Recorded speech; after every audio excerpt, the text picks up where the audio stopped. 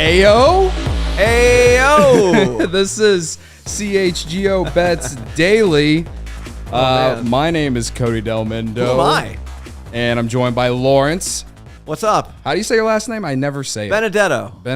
All right. This is CHGO Bets Daily presented by PointsBet. Use promo code CHGO when you sign up to get 2 risk-free bets up to $2,000. Wow, it's the first time I ever said that in my time being here because I've never being the host. And it's not just me. We're also lucky enough to be joined in this little circle by Jim Miller. Jim Miller. He's the Director of Publicity at Hawthorne Race Course here outside of Chicago, and he is here to talk Triple Crown and talk a little Kentucky Derby and horse racing and all that good stuff. Jim, welcome.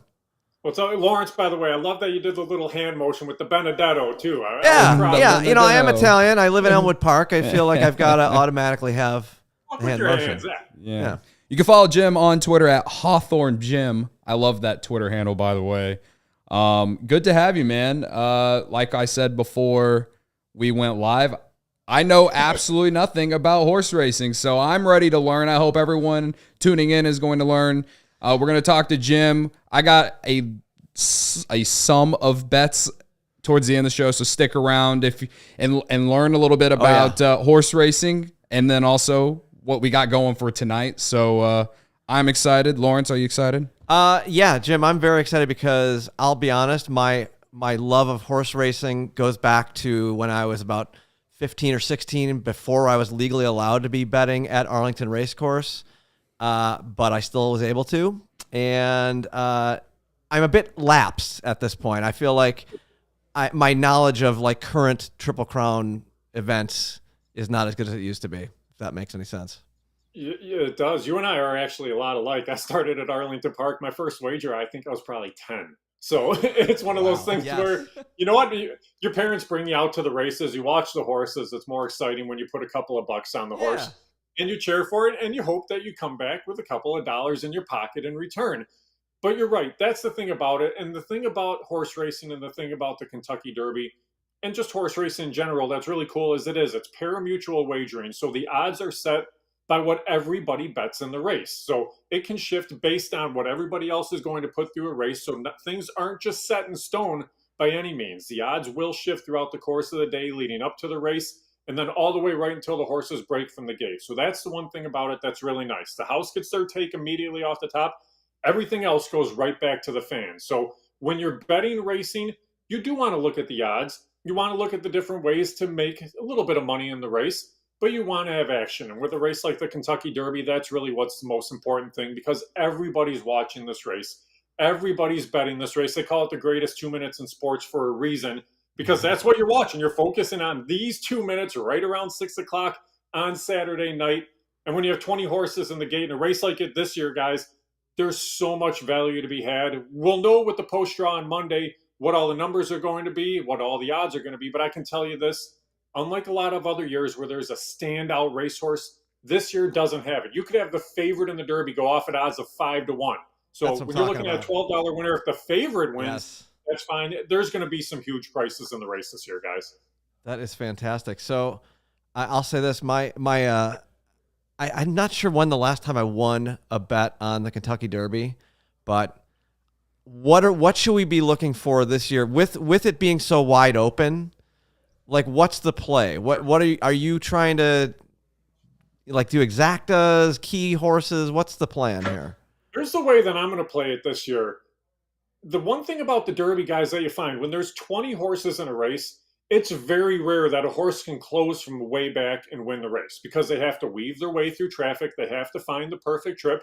Every once in a while it happens. We saw a horse like Mind That Bird years ago win at 50-1. Yeah. Giacomo win at 50-1. Those horses that close from so far back usually are those massive prices because everything has to work out perfectly.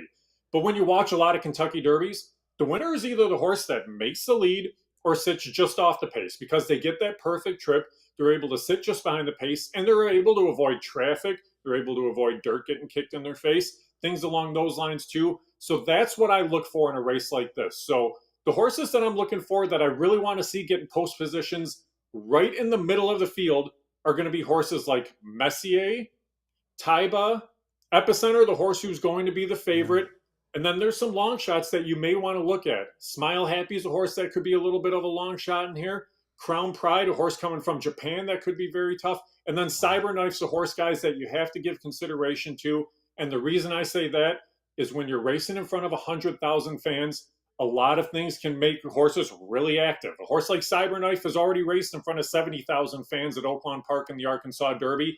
That's a major factor going into a race like this because horses do get worked up just like human beings. They act up, and they can leave the race on the track before they even get into the starting gate. Yeah, you don't want to bet the Zach Greinke of horses. You know, one who's like a little nervous about being around crowds. I feel like that's a bad idea. Yeah, or just like I feel like just any kind of how can you tell? I mean, they're horses. How can you tell? Well, Jim, I know I like to go to the paddock and check them out but you know, when you're betting not at what the heck's the name of Churchill Downs, if you're just watching it, how do you do that? Here's the cool thing about it. So betting wise, and especially with the Derby, that's really nice, is they actually will have the entire field available to wager on the day before the race. So they'll draw the race on Monday, but all the horses will be in the system the Friday before. So if you were to go to Hawthorne, for example, any off-track betting site, or if you're betting on a wagering app, we have the Club Hawthorne app, for example, you can place the wagers right then. And then you don't even have to worry about anything else leading up to the Kentucky Derby because you'll have your wagers in ahead of time. Now, when you're watching the race, the one thing that they do really well with the Kentucky Derby is you see the Club Hawthorne app right there. Awesome job. Proud of you. Is they have about 90 minutes before the race. Nice job. You guys are on fire here. Yeah, so you see the horses walking over. You see the horses walking around the paddock. It's an extended period of time, but the amount of TV coverage will tell you ahead of time there. A lot of times these trainers will know. They'll send the horses over to the paddock ahead of time. They want these horses to get used to the atmosphere, to get used to everything surrounding everything that goes into the running of the Kentucky Derby. For us from a wagering aspect, yes, making that last second wager is a little bit tough. I would say you guys are on the right track. You have the app. Place your wagers early. Get them in early. If you want to adjust, you can adjust. The way I treat it for racing, though, I'm never canceling a wager because I would feel terrible if I cancel the wager and then they won. I may place a couple additional wagers in the end. But yeah, get those wagers in early. We'll be able to talk a lot about the field next week before the race, but post position is going to be really, really important. I love that he said don't cancel them. I love you when you put it down. Like that's the one thing I love about betting is you put it down, you just let it, you play it out. I hate cashing out. You're like a jockey. You got to ride it out. Yeah.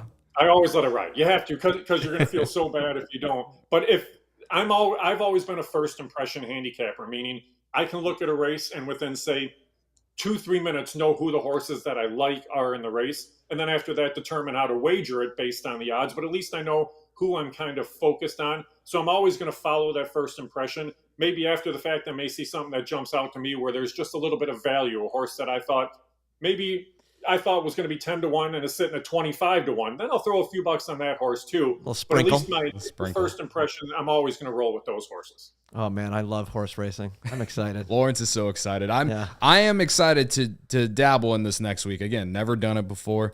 You gotta do it to learn and get better at it, right? Practice makes perfect. Great advice for you, Cody. Here's great advice for somebody that doesn't play horses a whole lot, especially with a race like the Derby.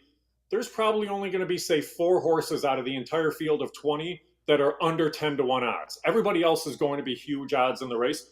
So for you, I would say pick 3 or 4 horses and bet them all to win. Because if any of those 3 or 4 win, you know you're going to make money back. But at least you have rooting interest throughout the course of the race on multiple horses. But this is the type of race where I could see a 12-1 horse winning. I could see a 40-1 horse winning. It's just that wide open of a race, which makes it so much fun. And with 20 horses, there's going to be some value somewhere. Yeah, it's going to be juicy. I love to hear that. Wide open race. Now, if Sean were in this seat, he'd probably be already considering a superfecta because even though he doesn't really know anything about horse racing, he's just going to automatically just try and throw money into the fire. Yeah. But, before we let you go this week, I just got to show you that literally since 1993, I've had a cashed out, my first ever trifecta from Arlington Park. It was a $205 trifecta that I cashed out, and for some reason I put it in my wallet. Am tote or auto tote ticket on there? Is that yeah, that's an Am tote right there. Yeah, how crazy is that? It was a 1, 2, 3, and the horse that won was just like perfect, and I put it in my wallet, and for some reason, this is 30 years later, it's still in my wallet. Don't ask me why. You ride the wave of luck. That's why. Yeah, he definitely carries it around for luck. That's for sure. Yeah, you're right. People in the Derby are going to play numbers. They're going to play names, and that this is the race where everybody bets, and there's nothing wrong with that. I can tell you when we talk next week, if we talk about the horses, there's only one horse I'm going to say do not bet anything on. The other 19 horses, I'm not going to talk you off the ledge on. But if you come up with this one horse, then I will say don't bet it. But everybody else, hey, we can make a case for him. That is a great tease for next week. Yeah, it's a great tease for next week. I can't wait to learn more. So. Well, Jim, thank you very much for joining us this week. And yes, like you said, we will talk to you next week. That's Jim Miller. Jim Miller. Follow him on Twitter at Hawthorne Jim. And he is the Director of Publicity for Hawthorne Race Course. All right. Thank you, Jim. You got it, guys. Good luck, and we'll talk more racing next week. Have a good weekend. Lawrence, you know that on the Hawthorne Club app. Oh, my God. Club Hawthorne app. Club Hawthorne app, sorry. Yes, I did. Yarmir Yager says I cut my hair. Yes, that's true. They're partnered with PointsBet. Darn right they are. They are. And PointsBet's the best way to support CHGO. And if you download the PointsBet app and use code CHGO when you sign up, you can make a $50 or more first-time deposit. If you make a $50 or more first-time deposit, you receive a free CHGO membership, which unlocks all of our web content. You'll even get a free shirt of your choice from the CHGO locker. If you have any questions, email pointsbet@allchgo.com and we'll help you. Remember that PointsBet is your home for live in-game betting. They even have a new exclusive feature, live NBA same-game parlay. For the first time ever, build the perfect live same-game parlay only with PointsBet. Combine your favorite bets anytime during the game. You can even boost your live same-game parlays. And now, online sign-up is available in Illinois.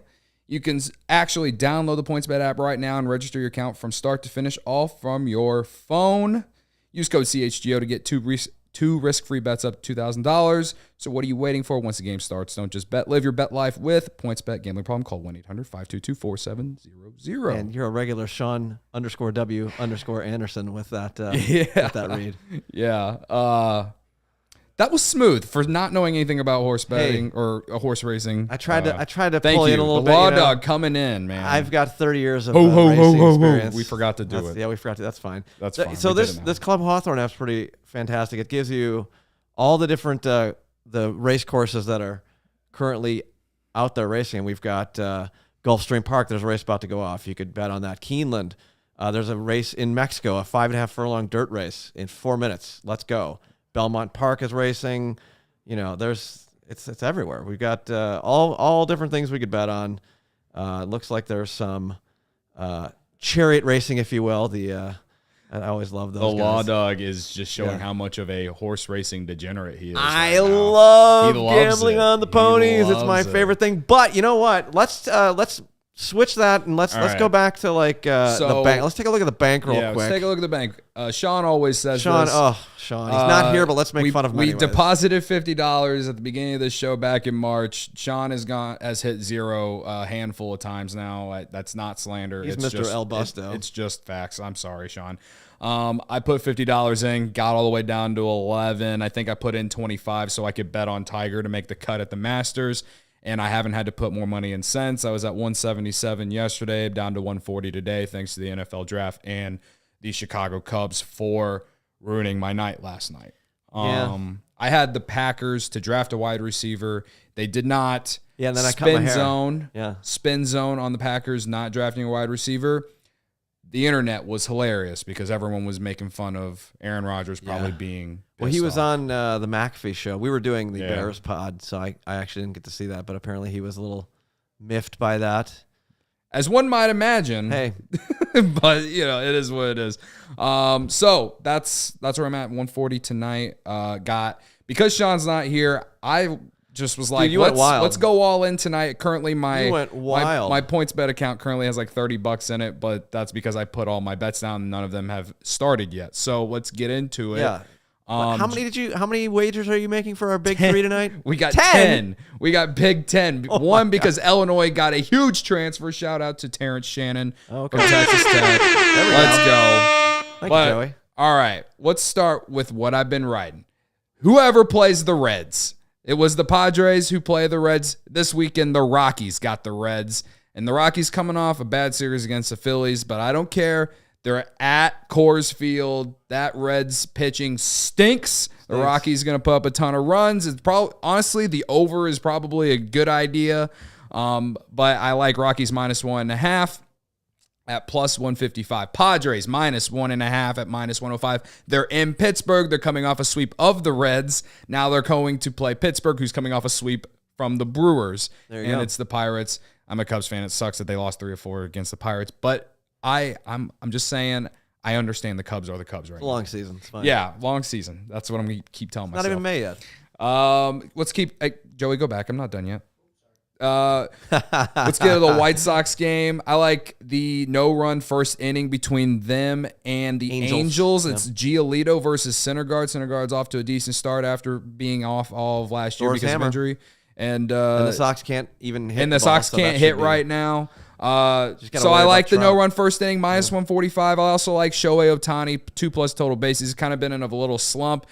As a Chicago sports fan, usually when a guy comes in on a slump, I'm used to seeing them, a really good player come in and then demolish us. So I like Shohei Ohtani to at least get 2 singles tonight or a double or something. Or hit one 400 feet. You never know. Also, on that graphic, I had George Pickens under 44.5 to be drafted. I kind of hope the Bears are on that, but I just think he's going to be taken before the 44th pick. You can get at -125. The Ohtani bet was at +120, which I think is solid odds for a player of that magnitude. I love plus money. Yeah. So, that's the 5 there. Let's go to the next one. Oh, my gosh. Look at him. He's got 5 more. Let's do the Cubs one first. Cubs Brewers, no-run first inning. Kyle Hendricks versus Adrian Hauser tonight. Kyle Hendricks, I know he gives up runs in the first inning, it seems like all the time, but this year he's actually been pretty good at not doing that, and he's coming off a start where he went 7 strong against the Pirates and didn't give up any runs. And for some reason, he always pitches well in Milwaukee. Adrian Hauser, solid. Also, Cubs offense, you just don't know what you're going to get. Sometimes they score early. Sometimes they just only get like 3 hits and score 1 run off a guy, just a wild pitch or something. So, Jace Peterson, he's batting over 300 against Kyle Hendricks in his career from about 15 at bats, I think. So, I like him 2 total bases tonight. I'm not sure if he's in the lineup, but I expect him to be. And then I like Cubs money line +125 because Kyle Hendricks is starting. That's basically Adrian Hauser. He's kind of he's not Burns. He's not Woodruff, and he's not Peralta. He's solid, but he's not either of those 3. So I think this is the Cubs' best chance to really not get swept this weekend, is if they win this game. And speaking of Hauser, under 3.5 strikeouts, the over is hit twice on points bet. What do I always say? The opposing pitcher strikeouts, unders. Yeah, you love for unders. Pitchers against the Cubs this year. At +100, 3.5 is a low number. I was going to say 3.5 is pretty low. Pretty low. What the Cubs are looking like right now. I do think they'll make some contact tonight, and I like it. And then for some reason, I just threw in Nestor Cortez over 5.5 strikeouts, +110. He's gone over the 5.5 2 of his 3 starts. He's coming off Nestor. Let's go. He's coming off a start where he had 8 strikeouts. He had 10 strikeouts the start before that, and he's going up against a Royals team that, from what I've been told, strikes out a lot. So they actually walked a lot on the south side, but that's because White Sox pitching apparently forgot how to pitch. But let's go Nestor. I say ride it. Yeah, you said 8 and 10 his last 2. Yeah, I'm with why that. not? And it's at plus money. So love plus money. That's a lot of bets. I hope and pray to God I at least hit half of them. That way I have some money to play with tomorrow. Otherwise, you'll turn into Sean. We don't want that. Yeah. What's all in the comments here? Anything good? Ravi, he's always in the Cubs stream. He's a wild guy, but I always appreciate him. Jack says degenerate gambling. Yes, you are correct. Hey, who doesn't love degenerate gambling? Yeah. I'm currently looking at Race 4 at Golden Gate Park on the Club Hawthorne app. We've got a mile on the dirt. There's 7 horses. We've got co-favorites, the 3-horse Executive Chef, and number 7 Rim Protector. Ooh, 5-2. There's also Good Focus. He's kind of that's 32-1. We're not going to bet on him. Hunter's Ghost, Cat Gamer, Fantastic Dream, and MK Hart. I don't know. I mean, I could see myself throwing a little money on Rim Protector for no other reason than I like the name. Yeah, good name. Yeah, that's one of the ways to bet on horses. Right. Just I like the name. Yeah, Joey, do you have a bet tonight? Do I have a bet tonight? Bears to take. I do like the Bears to take a receiver sometime in the second round. I don't know which pick it would be, but hold on, I want to check the odds. Well, yesterday they had a boost. I mentioned on yesterday's show. You could have got the Bears at plus 230 to take a receiver. I like Minnesota plus 1.5 or to win outright versus Memphis tonight. Extend the series to 7 games. Ooh, yeah, that's an interesting game. I like it. John Morant. I don't know if I agree with you. Yeah, I think they should be up 3-2 right now. So Yeah, but they've blown that series they have been up. I was listening to something. They've been literally leading the entire time outside of game 2, and they just keep blowing the game. But it's destined to go 7. Yeah, that was not smart, Cat. That team talks so much shit. Who, Memphis? No, Minnesota. Oh, well, they they both did, really. Memphis. Cat and Pat Beverly. Yeah. Oh, Pat Beverly, that's like in his bloodstream. Yeah. Jack has a parlay. He has Timberwolves money line, Padres money line, Rockies money line. I like 2 of the 3. Yeah, I don't know.